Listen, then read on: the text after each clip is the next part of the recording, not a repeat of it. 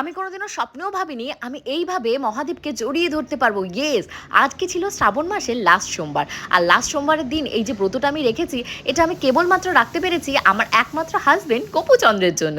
সে সকালবেলা ফোন করে আমাকে জানিয়ে দিয়েছে আজকে কিন্তু মন্দিরে অনেকক্ষণ পর্যন্ত জল ঢালতে পারবে। মানে আমি তার লাডলি, তার ঘুম থেকে উঠতে উঠতেই তো বেজে যায় বেলা 11টায়। তারপর তো উনি ফল, মিষ্টি, দুধ এগুলো সব বাজার করে নিয়ে নিচে ওয়েট করছিল এবং আমরা চলে এসেছি আমাদের পাড়ার শিব মন্দিরে। যেহেতু তাড়াহুড়ো করে রেডি হয়েছি তাই আর শাড়ি পরতে পারিনি। ইভেন তোমরা লক্ষ্য করলে দেখতে পাবে আমি যে সালোয়ার কামিজটা পরেছি তার সাথে কিন্তু এই ওড়নাটা ভীষণই বেমানান। বাট যাই হোক, স্নান করে এসেছি, মাথায় একটা কাপড় তো দিতেই হবে।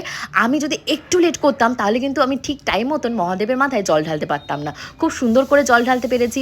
ঠাকুরমশাই যিনি ছিল উনি খুব সুন্দর মন্ত্র পড়ে দিয়েছে। আর এখানে দেখতে পাচ্ছ কত রকমের মানে প্রসাদের আয়োজন করা হয়েছে। সমস্ত কিন্তু আমার পাড়ার জেঠিমা কাকিমারা মিলে আয়োজনটা করেছে। ওই যে একটা কথা আছে না, তুমি যদি কোনো জিনিস মন থেকে চাও পুরো কায়নাত কিন্তু লেগে যায় তোমাকে সেই জিনিসটা পাওয়ার জন্য। আমি যবে থেকে শ্রাবণ মাস স্টার্ট হয়েছে তবে থেকে কিন্তু শ্রাবণ মাসের ব্রত পালন করছি, বাড়িতেই পালন করছি, মহাদেবের মাথায় জল ঢালছি। কিন্তু প্রবল ইচ্ছা ছিল মনের ভেতর যে আসবো এবং আমাদের পাড়ার বেসিক্যালি মানে স্পেশালি এই মহাদেবের মাথায় জলটা ঢালবো। তোমরা হয়তো অনেকেই জানো না, আমার যখন বিয়ের 4 বছর পরেও বাচ্চা হচ্ছিল না, আমি কিন্তু এখানে মানসিক করেছিলাম এবং জাস্ট একবার মহাদেবের মাথায় জল ঢালার ফলেই আমার কোলে কিন্তু লিটিল গোল্ডের মতন বেবি এসছে। যদিও আমি পড়াশোনার জন্য 4 বছর বাচ্চা নিচ্ছিলাম না, কিন্তু সারা পাড়া রটে গেছিল আমার নাকি বাচ্চা কাচ্চাই হয় না। কথা কিন্তু প্রচলিত আছে, বিশ্বাসে মিলয় বস্তু তর্কে বহুদূর। বিশ্বাস করে মহাদেবের মাথায় এক ঘটি জলের ফলে আমি যদি লিটিল গোল্ড পেয়ে থাকি, তাহলে তোমরা ভাবো তো, তোমরা যদি প্রত্যেক বছর শ্রাবণ মাস পালন করো তাহলে কতটা সুন্দর করে তোমাদের মনের আশা পূরণ হবে।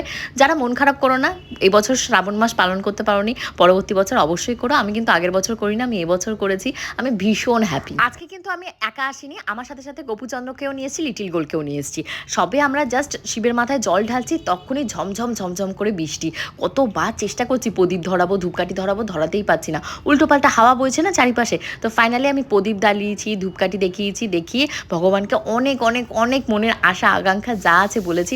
আর সব থেকে বড় যে কথাটা বলেছি সেটা হলো, ভগবান আমার ভেতরে যেন কোনো দিন যে হয় না অহংকার, ক্রোধ, লালসা, মানুষকে অভিশাপ দেয়া, এই জিনিসটা যেন কখনো না আসে। আমি যেন সবার ভালো করতে পারি, আমার দ্বারা যেন সবার ভালো হয়। ঠিক সেরকমই আমার ভিডিওটা যদি তোমাদের ভালো লেগে থাকে অবশ্যই কিন্তু আমাকে ফলো করতে ভুলো না। আমার কিন্তু ইউটিউবে একটা চ্যানেল আছে যেটার নাম প্রিয়াঙ্কাস টাইম স্টোরি নামে। অ্যান্ড ইউ নো হোয়াট, তোমাদের সবার ভালোবাসায় সেখানে কিন্তু প্রায় 2 মিলিয়ন ফলোয়ার্স হয়ে গেছে। আর এখানে পাড়ার জেঠিমা কাকিমারা সবাই দেখো কত মনোযোগ সহকারে পুজো করছে। তোমরাও বলো জয় মহাদেব।